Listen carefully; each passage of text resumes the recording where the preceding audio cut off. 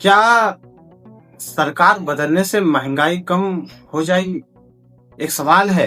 क्या सिर्फ सरकार बदल देने से महंगाई कम हो जाएगी? क्या पेट्रोल सस्ता हो जाएगा? क्या गैस सिलेंडर के दाम गिर जाएंगे? क्या दूध, दाल, सब्जी और राशन फिर पुराने दाम पर मिलेंगे? अगर आपका जवाब हाँ है तो जरा रुकिए, क्योंकि इकोनॉमी सिर्फ नारे से नहीं चलती। इकोनॉमी आंकड़ों और हालत से चलती है। और आज इसी बात को बिल्कुल आसान भाषा में समझते हैं।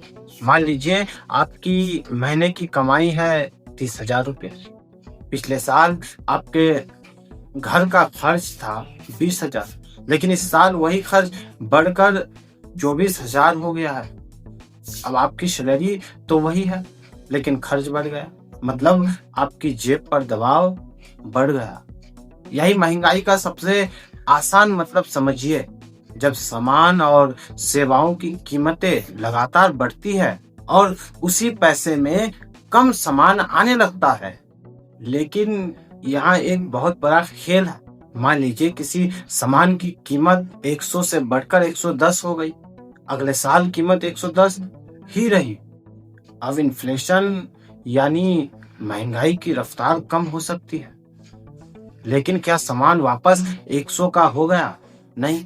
यानी महंगाई की रफ्तार कम होना और कीमतों का कम होना अलग अलग चीजें हैं। अब आते हैं पेट्रोल पर।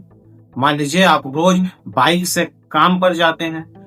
पेट्रोल महंगा हुआ तो सिर्फ पेट्रोल का खर्च नहीं बनेगा, ट्रक महंगा चलेगा, ट्रांसपोर्ट कॉस्ट बढ़ेगी, और जब सामान एक जगह से दूसरी जगह पहुंचने में ज्यादा खर्च आएगा तो उसका असर कई सामानों की कीमत पर पड़ सकता है। यानी पेट्रोल की कीमत सिर्फ पेट्रोल पंप पर खड़े आदमी की समस्या नहीं है, इसका असर पूरी इकोनॉमी पर पड़ता है।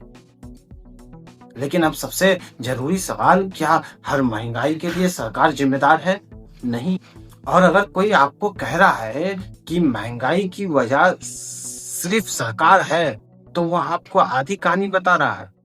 महंगाई कई कारणों से बढ़ सकती है। कच्चे तेल की कीमत बढ़ जाए, फसल खराब हो जाए, बारिश कम या ज्यादा हो जाए, किसी चीज की सप्लाई कम हो जाए, ट्रांसपोर्ट महंगा हो जाए, या फिर किसी चीज की डिमांड अचानक बढ़ जाए। उदाहरण देखिए, मान लीजिए किसी साल टमाटर की फसल खराब हो गई, बाजार में टमाटर कम आ रहे हैं, लेकिन खरीदने वाले लोग उतने ही हैं, तो क्या होगा? कीमत बढ़ सकती है। ये सिर्फ सरकार बदलने से तुरंत ठीक नहीं होगा, लेकिन इसका मतलब ये भी नहीं कि सरकार कुछ कर ही नहीं सकती। सरकार के पास बहुत सारे टूल्स होते हैं। सरकार टैक्स कम या ज्यादा कर सकती है, इंपोर्ट एक्सपोर्ट पॉलिसी बदल सकती है, फूड स्टॉक्स का इस्तेमाल कर सकती है, सप्लाई चेन बेहतर कर सकती है, इंफ्रास्ट्रक्चर पर काम कर सकती है, और लंबे समय में प्रोडक्शन बढ़ाने की नीतियां बना सकती है। यानी सरकार की भूमिका बहुत बड़ी है, लेकिन सरकार अकेली पूरी इकोनॉमी को कंट्रोल नहीं करती। अब एक और बड़ा खिलाड़ी है आरबीआई, यानी रिजर्व बैंक ऑफ इंडिया। जब महंगाई ज्यादा बढ़ती है तो आरबीआई इंटरेस्ट रेट के जरिए इकोनॉमी में डिमांड और ब्रोइंग को प्रभावित कर सकता है। लेकिन यहाँ भी एक प्रॉब्लम है। अगर इंटरेस्ट रेट बढ़े तो लोन महंगा हो सकता है। घर का लोन, कार का लोन, बिजनेस का लोन, सब पर असर पड़ सकता है। तो फिर सवाल है, महंगाई कम करे या लोन सस्ता रखे? ये इकोनॉमी की असली मुश्किल है। एक फैसला किसी के लिए राहत हो सकता है और किसी दूसरे के लिए परेशानी। अब वापस आते हैं उस सवाल पर कि सरकार बदलने से महंगाई कम हो जाएगी। जवाब है, सिर्फ सरकार बदलने से नहीं। अगर नई सरकार बेहतर पॉलिसीज लाती है, प्रोडक्शन बढ़ाती है, सप्लाई चेन सुधारती है, एनर्जी और ट्रांसपोर्ट की लागत कम करने की कोशिश करती है और सरकारी पैसों का सही इस्तेमाल करती है, तो महंगाई का कंट्रोल करने में मदद मिल सकती है। लेकिन केवल सरकार बदल देना कोई जादू की छड़ी नहीं है। और एक बात सबसे ज्यादा जरूरी है, महंगाई हर आदमी को एक जैसी महसूस नहीं होती है।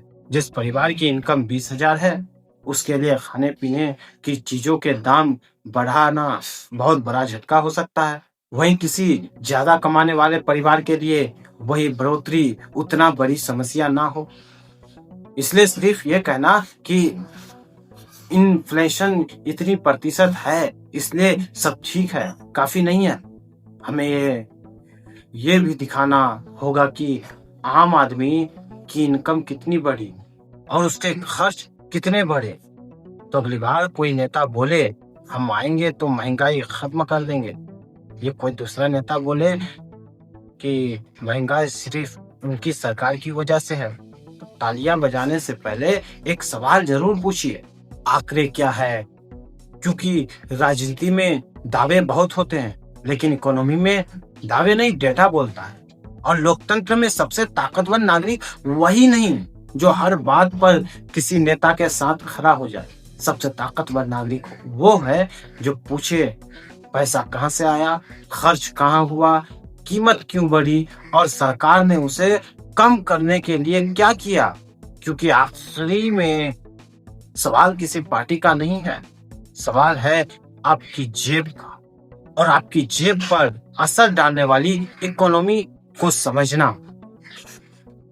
हर नागरिक के लिए जरूरी है। अपनी राय कमेंट में बताएं और इस वीडियो को ज्यादा से ज्यादा शेयर करें और इस चैनल को सब्सक्राइब करें। धन्यवाद।